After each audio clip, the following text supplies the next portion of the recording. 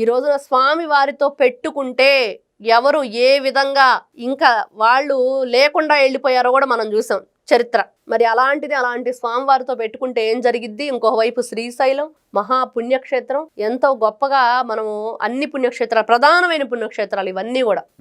మరి ఇంత గొప్ప పుణ్యక్షేత్రాల్లో వీళ్ళు ఇంత నీచానికి పాల్పడితే ఇంకా ఏ మాత్రం కొంచెం కాకపోతే కొంచెం అన్నా కామన్ సెన్స్ అనేది ఉంటే వీళ్ళు బయటకు వచ్చి ఇలా మాట్లాడతారండి? ఇంకా ఈ అరుపులు కేకలు ఇలాంటి బూతులు, అదేమో చిన్న బూతే కదా అని చెప్పి ఈ పెద్ద బూత్ చెప్పటం ఎలా అనుకోవాలి? చిన్న బూతేనంట, క్యాజువల్ గా వాడే యూజ్ చేసే వాడేనంట. ఇలాంటివన్నీ తప్పులు చేయటం, తప్పించుకోవడానికి అలవాటు పడ్డ ఈ వైఎస్ఆర్సీపీ పార్టీ నాయకులు ఎవరైతే ఉన్నారో నిజంగా మీరు తప్పు చేశారనేది వాస్తవం. క్లీన్ చిట్ ఎక్కడొచ్చిందండి? ఈ రోజున అదే పవన్ కళ్యాణ్ గారు, నారా చంద్రబాబు నాయుడు గారు సుదీర్ఘమైన ఏదైతే 2-3 గంటల పాటు వాళ్ళు జరిపిన దాంట్లో సమావేశంలో దీని గురించి కూడా వచ్చింది. ఖచ్చితంగా వీళ్ల చేతులకి బేడీలు పడేదాకైతే ఈ పోరాటం ఆగదు. ప్రతి ఒక్కరం వాయిస్ వినిపిస్తాము, మీరు చేసిన తప్పుని బయటకు తీస్తాం. క్లీన్ చిట్ అన్నారు కాబట్టి ఒకవేళ క్లీన్ చిట్ ఇవ్వు బాబు అని అడిగితే సజ్జల రామకృష్ణారెడ్డి కూడా జగన్మోహన్ రెడ్డి క్లీన్ చిట్ ఇవ్వడు. అంత దుర్మార్గుడు జగన్మోహన్ రెడ్డి. మరి అంతే కదా, ఇవ్వలేదుగా.